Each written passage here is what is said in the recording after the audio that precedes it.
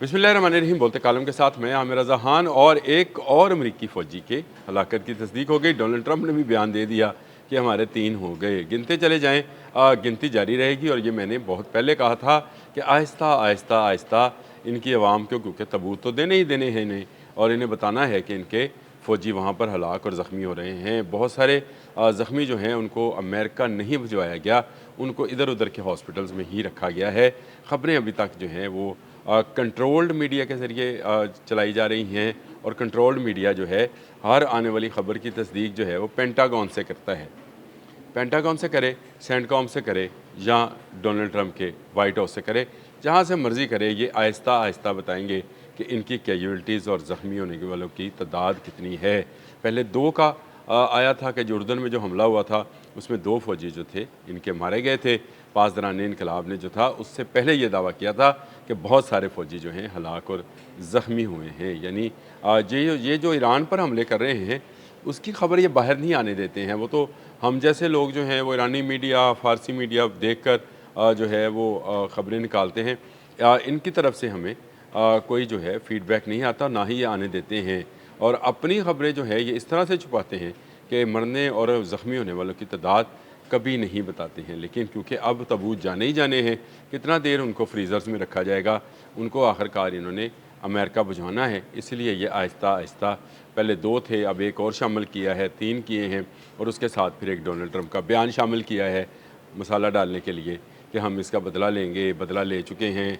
कल सेंटकॉम ने कहा था कि पासदारान इनकलाब के जो फ़ौजी हैं उनको हमने शहीद किया है। यानी मैं ये शहीद कहता हूँ, इन्होंने तो यही कहा था कि उनको हमने मारा है, तो हम कहते हैं कि हमारे फ़ौजी जो हैं वो शहीद हुए थे। लेकिन ये अभी तक इनका दावा ही है, ये इसकी तस्दीक नहीं है। अपने फ़ौजियों के मरने की तस्दीक तो ये आहिस्ता आहिस्ता कर रहे हैं। और अब ये जो नया हमला है ये इराक़ में हुआ है, और इनके बकौल के एक ड्रोन जो था वो आकर गिरा था, जिसके बॉम्ब को नकारा बनाते हुए ये ब्लास्ट हुआ, और उनका फ़ौजी जो है उसमें हलाक हुआ। हलाकतों की तादाद जो है, मैं पहले भी आपसे कहता रहा हूँ कि हलाकतों की तादाद ज़्यादा है। आप मुझे ये बताएं कि इराक़ में एक ड्रोन गया, हमलावर हुआ, एक फ़ौजी गया। चलें उर्दन में जो है वो एक कम्प्लेक्स को, जहाँ पे रहायशी फ़ौजी रहायश पज़ीर थे, वो फ़ौजी जो कि बीमार हैं, या वो फ़ौजी जो कि मरीज़ जिनको आराम की ज़रूरत होती है, उनको शिफ्ट की तब्दील करने के लिए लाया जाता है। यानी उनको फिर 1-2 हफ़्ते जो है यहाँ पर रखा जाता है। वो उसमें उनका नुकसान हुआ था, बेपनाह उनका माली नुकसान हुआ था, क्योंकि बहुत सारे गोडाउन्स जो थे उनको तबाह कर दिया गया था। आप मुझे ये बताएं, तो क्या जो कुवैत पर आए दिन आए रोज़ हमले होते हैं, इनमें इनके फ़ौजी नहीं जाते हैं? इनके फ़ौजी जो हैं वहाँ बैलिस्टिक मिसाइल्स लगे, वहाँ ड्रोन्स लगे, पूरी की पूरी अली अल सालम एयर बेस जो है उड़ा दी गई, और बहुत सारी एयर बेसेस जो हैं उनको नुकसान पहुँचाया गया, कमांड एंड कंट्रोल सेंटर्स तबाह किए गए। तो क्या कुवैत में से हलाकतों की वहाँ पे से ज़ख्मी जो आए थे उन्होंने बताया कि हमें मरने के लिए छोड़कर उनके जनरल्स भाग गए थे। तो आप मुझे ये अंदाज़ा कीजिएगा कि अगर उन्होंने ये कहा है ज़ख्मियों ने, तो वहाँ पर हलाकतों की तादाद कितनी होगी। आ जाएगी ख़बर, वो भी रुकेगी नहीं। वो कहते हैं कि जो चुप रहेगी ज़ुबान खंजर, लहू पुकारेगा आस्तीन का। तो आस्तीन का लहू जो है वो पुकार पुकार कर बता रहा है कि नुकसान उससे कहीं ज़्यादा है जितना पेंटागन और सेंटकॉम जो है अब बता रहे हैं। सेंट्रल कमांड जितना बता रही है, या पेंटागन जितना जारी कर रही है, वाइट हाउस से जो डोनाल्ड ट्रंप बता रहे हैं, इससे नुकसान कहीं ज़्यादा है। नुकसान तो खैर इनकी साख का भी है, इनके नंबर 1 होने के उस बयानिए का भी है, जो ये कहते थे कि दुनिया की नंबर 1 कुव्वत हम हैं। तो ये तो ईरान का मुकाबला नहीं कर पाए, दुनिया की बाकी सुपर पावर्स का मुकाबला क्या करते। इनको तो ईरान ने ही बता दिया कि भाई आपके फ़ौजी भी मर सकते हैं। मरे। कुवैत में जितना नुकसान हुआ उसकी भी आहिस्ता आहिस्ता जो है ख़बरें बाहर आएंगी। इसके बाद आ जाएँ, अगर हम बहरीन की तरफ चलें, तो बहरीन में 5th फ्लीट का तमाम हेड ऑफिस जो है उसको ईरान ने अपने निशाने पर रखा हुआ है। आज के दिन तक भी उनके ऊपर मिसाइल्स और ड्रोन्स जो हैं वो बरसाए जा रहे हैं। इसकी तफसील मैं आदिल साहब जब आते हैं तो उनके साथ व्लॉग में करता हूँ, बताता हूँ आपको कि वहाँ क्या नुकसान हो रहा है। वहाँ पर जितने हमले हुए, तो क्या इनके फ़ौजी महफूज रहे? मुझे ये बताएं, इनके सफारत खानों पर हमले होते हैं, इनके उन होटल्स पे जिनमें फ़ौजी ठहरे होते हैं वहाँ पर हमले होते हैं, मुत्तहिदा अरब अमारात में फ़ौजी अड्डों पर हमले होते हैं, अल सुल्तान एयरबेस पर बैलिस्टिक मिसाइल गिरता है जो कि अमेरिका के कंट्रोल में है। तो क्या ये इन तमाम एयर बेसिस पर जो गिरने वाले मिसाइल्स और ड्रोन्स हैं, पहले कहते ने जी पीछे पीछे हो जाओ फौजियों नू, फिर असी डिगन लगे जे। ऐसा नहीं होता है। नुकसान इनका ज़्यादा हो रहा है, बता ये कम रहे हैं, छुपा ज़्यादा रहे हैं। फिर उसके बाद ईरान पर हमलों की नवीं लहर, 7वीं लहर, 8वीं लहर, नवीं लहर, एक के बाद एक लहर का बयानिया जो है वो बयान किया जा रहा है।